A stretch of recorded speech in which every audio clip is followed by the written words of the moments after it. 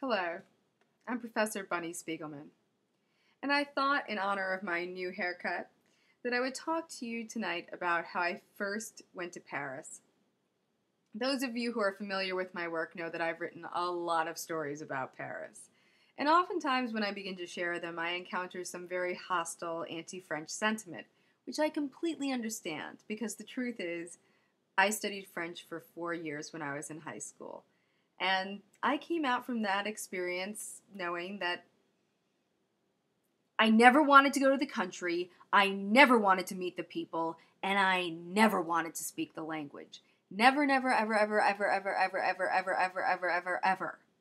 Never. My French 1 professor hated Americans.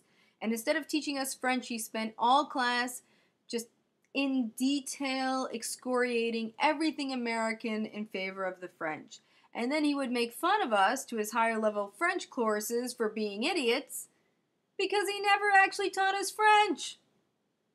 We didn't know it because he only told us how sucky we were in English.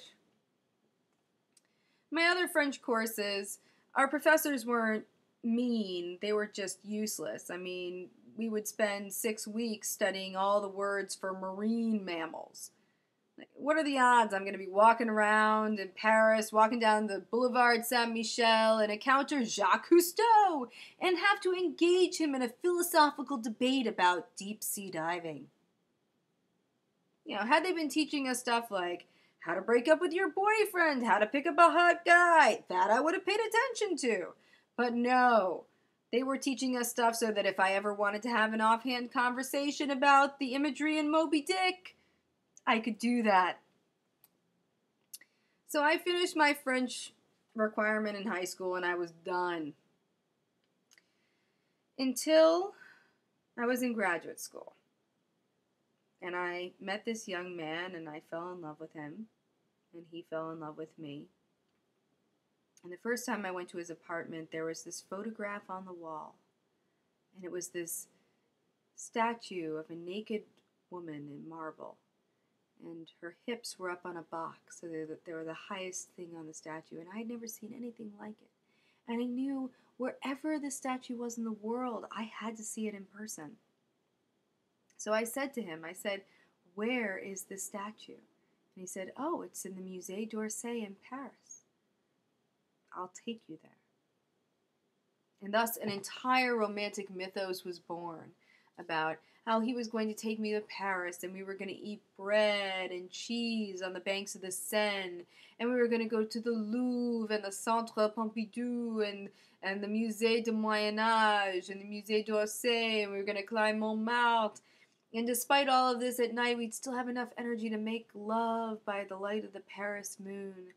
Because to be young and in love is wonderful. And to be young and in love in Paris is just so cliche you want to puke hot blood out of your eyeballs. But we were just so in love we didn't care. And the relationship became more serious and we were both students and we thought, well, we're always going to be together, right? And Paris isn't going anywhere. So what's the rush?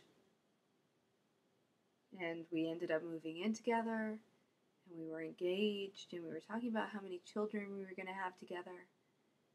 And we were planning on going to Paris. Oh, we were. You know, we were going to get out of school and save money, and we were going to go when we could really enjoy it, when it could be a real trip.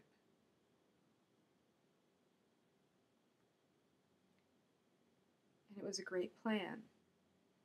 Except for the fact that it never happened. 2 weeks after September 11th, while I was asleep,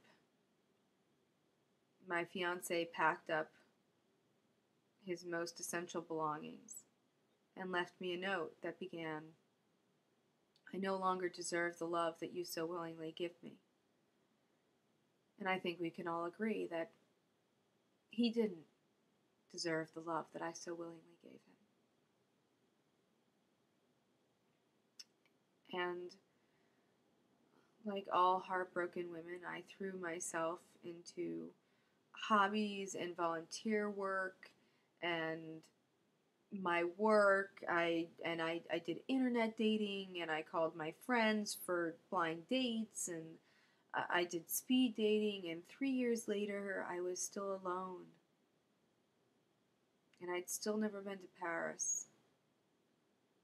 And I was running out of ideas and options.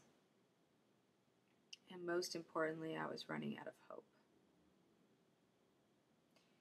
And a good friend of mine who had actually lived in Paris said, "Well, why don't you just go? I mean, don't wait for some idiot guy to ask you. Just get your plane ticket and go." And I said to her, "Look, to be alone and depressed in New York is one thing.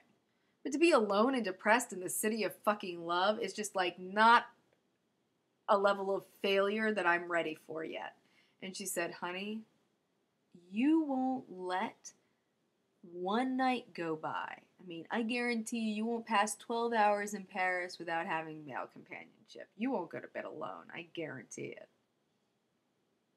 And I looked at her and I thought, this bitch is serious, man. So I thought about it. And I realized if I had nothing to lose, I had nothing to lose.